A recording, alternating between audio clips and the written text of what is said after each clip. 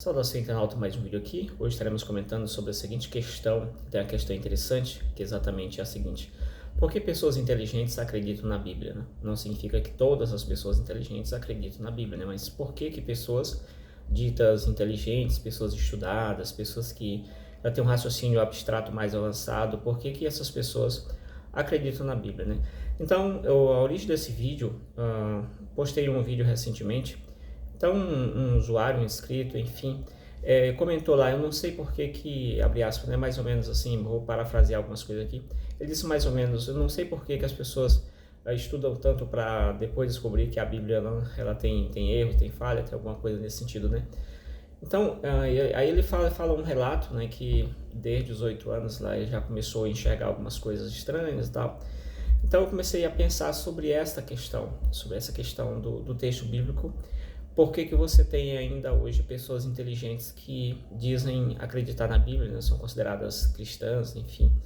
Então, aí vem aquela velha ideia, né? Que muitos argumentam que somente as pessoas mais idiotas, pessoas que têm um raciocínio abstrato inicial, né? Que acreditam na Bíblia, e que as pessoas inteligentes, logo se tornam ateias, agnósticas ou coisas semelhantes, né? Quando você observa essa ideia, o que eu percebo é que muita gente diz, eu não acredito no texto porque esse versículo aqui ele entrou em contradição com outro texto e tal, e às vezes é uma coisa muito básica, basilar, que inclusive tem até explicação apologética para aquilo, né? Mas a pessoa, de algum modo, ela não se atentou para aquela questão, tá? E aí, enfim, beleza, abandonei a fé, não tenho mais nenhuma relação com isso. E aí, quando você observa essa questão da discussão do vídeo hoje, a primeira questão que se deve observar aqui, pelo menos, ao que parece, a crença, né, a crença bíblica e a inteligência, elas não são coisas excludentes. O que a realidade parece nos mostrar é que pessoas inteligentes, você encontra pessoas inteligentes tanto na crença, no caso da discussão aqui no cristianismo, quanto você encontra pessoas inteligentes no ateísmo, no agnosticismo, nessas correntes aí de pensamento, né? Você encontra cientistas brilhantes que são cristãos, cientistas brilhantes que são ateus, são materialistas, enfim, são segue outras perspectivas, né?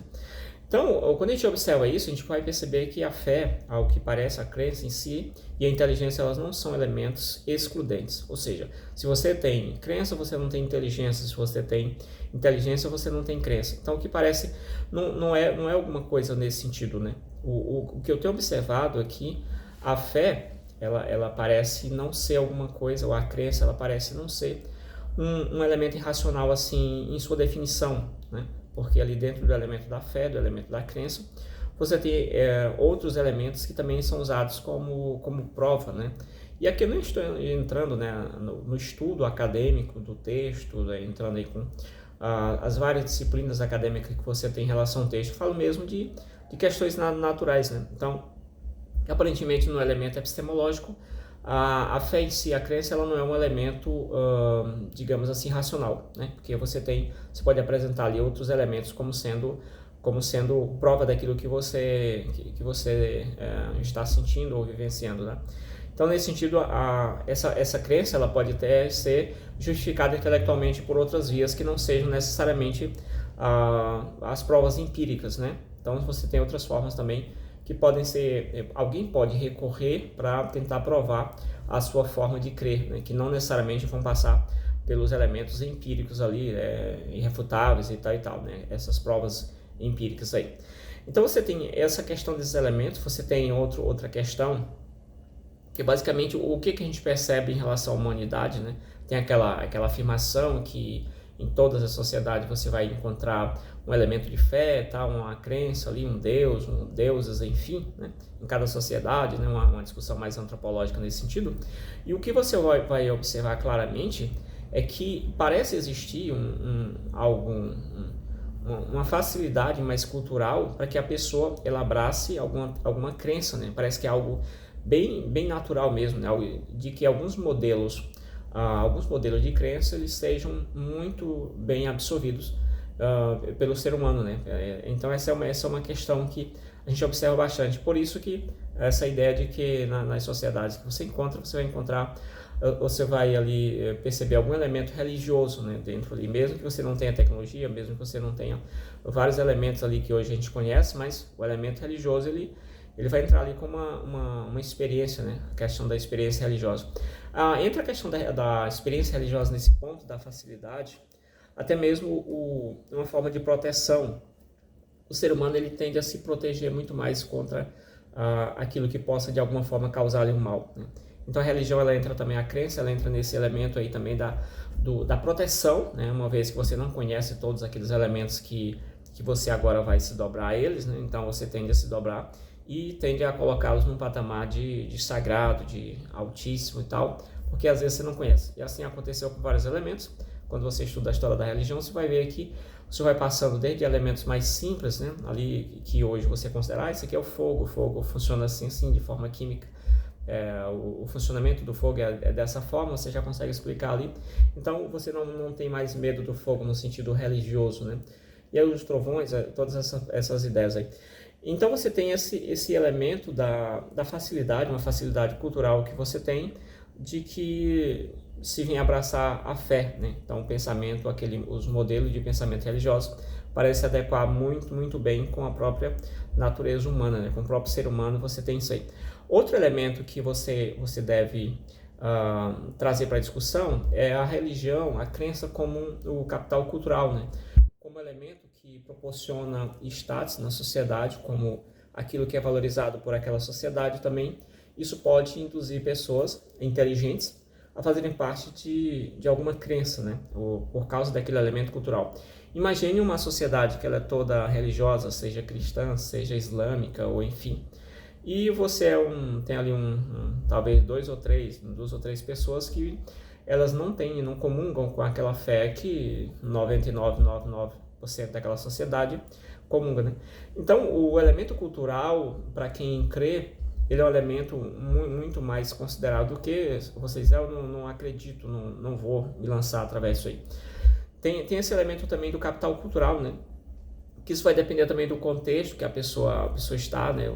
Aquilo ali pode se tornar um investimento cultural, um investimento, o capital cultural, né? Alguma coisa que traga a pessoa status, traga a pessoa uma rede de relacionamentos, traga a pessoa talvez uma facilidade, né? Aquela ideia de você não remar ao contrário da onda também, você fazer o esforço mínimo, né? Da lei do esforço mínimo também.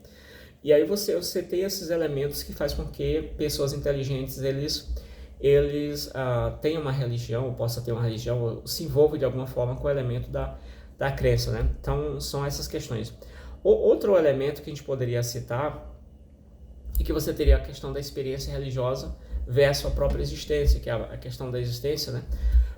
O ser humano, ele em sua existência, ele carrega muitos medos, muitos problemas, muitas dificuldades, e isso, às vezes, essa dificuldade, esse medo, às vezes até o consolo mesmo diante das dificuldades, esse consolo ele pode ser visto na religião. Então a religião tem esse poder de trazer essa comodidade, de trazer essa tranquilidade, de trazer ali uma rede de relacionamentos, né? De trazer aquele aconchego, né? Aquele conforto, tá? Então tem esses elementos. Na questão da existência humana, né? Os medos, os grandes medos que o ser humano tem, as grandes dificuldades, medo de ficar só, né? Medo de perder alguém, medo de não encontrar mais os seus entes queridos. Então, algumas religiões que trazem uma proposta interessante concernente à vida após morte, essas questões, essa religião ela tende a ser abraçada muito mais, né? Por aqueles que talvez queiram manter uma esperança concernente a isso aqui. E aí você tem esse elemento aí, do capital simbólico, né, do capital cultural ali também, a ideia da religião nesse sentido. Mas aí você entra outro elemento também que faz com que pessoas inteligentes elas tenham algum tipo de fé ou se relacionem aí com alguma crença, né? Que é exatamente a questão da experiência pessoal, né? Algumas pessoas vivem experiências pessoais tão intensas que o elemento da experiência se torna uma prova racional daquilo que ela acredita, né? Então tem esses elementos se tornam exatamente uma prova, né? Uma prova pessoal. Existe ali muita gente que tiveram, né? Que terão experiências sobrenaturais com coisas que não são muito bem explicadas, materialmente, né? E isso faz com que as pessoas elas tendam a exatamente a se agarrar naquilo ali como um elemento de prova também, né? Nós temos aí toda essa parte. Por exemplo, eu tive uma experiência espiritual que é um dos elementos, dos grandes elementos que me segura, me sustenta, porque nunca vi alguém explicar alguma coisa sobre isso, né? Dos mais robustos, ateus, os agnósticos, dos que não creem, dos que são apáticos, não tem nenhuma relação com religião, tanto faz, tanto fez. Nunca vi ninguém explicar sobre essas questões. Então, é uma situação que quem viveu alguma experiência religiosa nesse sentido, ele tende a ter uma fé um pouco mais firme, mesmo em momentos que ele não tem argumentos para debater aquele assunto ou debater coisa semelhante. Mas a experiência te faz exatamente pensar que aquilo ali precisa ser considerado, né? Tem uma consideração um pouco maior concernente àquilo. Outro elemento que faz com que pessoas inteligentes elas acreditem no texto bíblico, né? Ou tenham algum tipo de crença, é basicamente o suporte acadêmico que nós temos concernente à Bíblia. A Bíblia é um livro extremamente robusto, né? A Bíblia se tornou aí um objeto de investigação e também de interpretação. Isso faz com que a Bíblia ela apresente em si um suporte acadêmico robusto, né? Então você tem hoje várias áreas que de alguma forma poderiam ou dão um suporte bíblico, né? Não é uma crença no sentido de que é só fé, você não tem um único elemento de prova, você não tem nada, né? Então com a Bíblia não acontece essa questão. E aí eu retorno àquela questão inicial lá do inscrito ou do internauta que comentou que ele ficava assustado como que as pessoas precisavam estudar muita coisa para entender que a Bíblia não era lá essas coisas assim, né?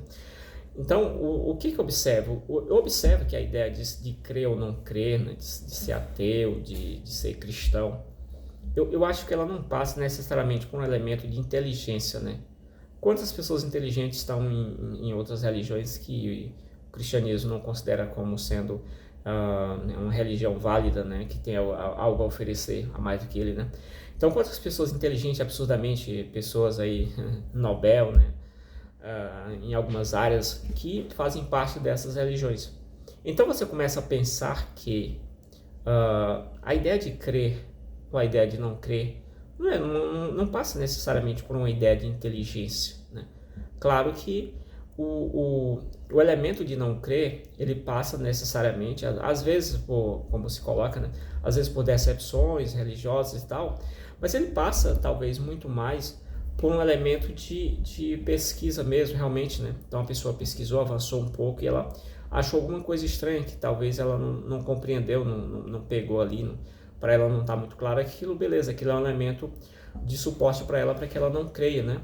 Só que se você for honesto na questão, e você considerar que o cristianismo tem 2000 anos de história, a quantidade de estudiosos que se debruçaram sobre o texto bíblico, mesmo sendo, digamos, religiosos, beleza, mas pessoas do mais alto quilate, pessoas com maior capacidade intelectual do que você que está assistindo esse vídeo, talvez, né?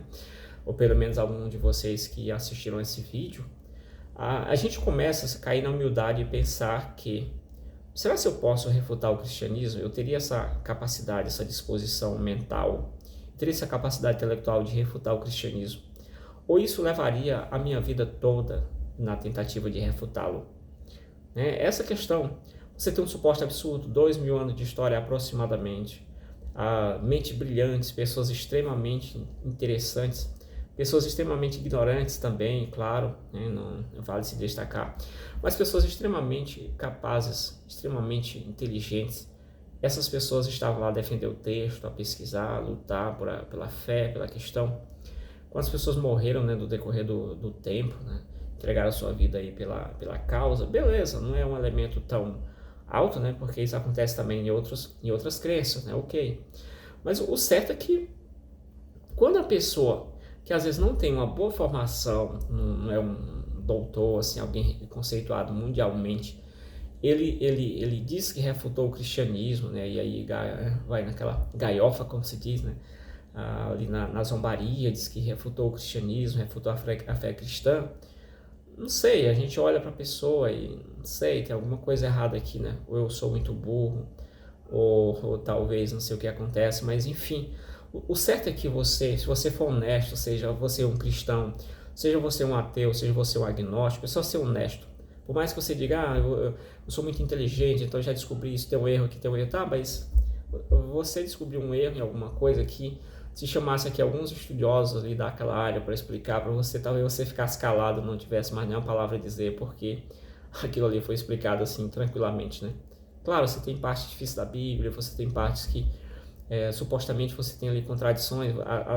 As nossas traduções, elas falam coisa diferente em alguns lugares, elas entram em contradição realmente ali em alguns versículos, em algumas questões, isso é verdade, isso é fato.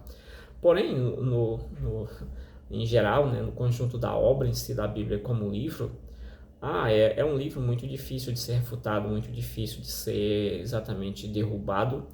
E você que é religioso, pelo menos, você tem que ter um certo pensamento seguinte. Você tem que entender que o conhecimento teológico, o conhecimento bíblico, ele não está em pé de igualdade com o conhecimento científico. Infelizmente, ele não está. Por mais que você não goste, por mais que você está sim, a Bíblia está em pé de igualdade com a ciência, ela não está. Por quê? Se você pegar a questão antigamente, quando você não tinha essa ciência moderna, até, você não tinha a divisão da filosofia e ciência, você não tinha um monte de coisa, todas essas ferramentas que você tem hoje, isso aí, quase todas elas não existiam nesse período. Mas o que você tem é que a Idade Média ajudou muito você ter aquela noção de Deus como sendo o supremo de tudo. Deus está em tudo. Então, as decisões humanas, elas vão passar necessariamente por uma percepção de Deus. Como que Deus enxerga aquilo? Como a igreja representante de Deus, ela enxerga aquilo. Depois da queda da Idade Média, o avanço de outras ciências, o avanço do próprio pensamento racional, né, do racionalismo, enfim, você tem um certo desprezo pelo conhecimento que esteja ligado realmente à crença. Isso eu entendo. Quando um ateu fala, alguém fala, eu entendo que é isso, né? Então você que é cristão deve entender claramente isso, que esse conhecimento não está em pé de igualdade com o conhecimento científico. São conhecimentos diferentes e que hoje o conhecimento científico é um conhecimento dominante. E também um conhecimento mais cético, o conhecimento materialista, o conhecimento filosófico, enfim. Essa gama de conhecimento, ela tem uma certa primazia, né, uma supremacia, e faz com que o conhecimento teológico esteja num patamar, o conhecimento bíblico esteja num patamar mais abaixo do conhecimento científico, né? Isso é bem claro. Você pode ser um cientista cristão, mas em geral as pessoas não te dão o mesmo valor. Se você fosse um cientista aí do meio secular, eu não creio em Deus. Então, por causa do elemento Deus, às vezes a tua reputação é colocada um pouco para baixo, porque você entra naquele pensamento inicial que as pessoas inteligentes, elas não têm crença, elas não têm fé, né? Então, por isso, é interessante que você entenda qual o período que nós estamos hoje. Nós não estamos na Idade Média. Não estamos mais na Idade Média, onde a religião mandava em tudo. Nós estamos num momento em que o elemento científico, o elemento do raciocínio, o elemento tal, esses elementos eles mandam, eles dão as cartas, eles dão a vez, né?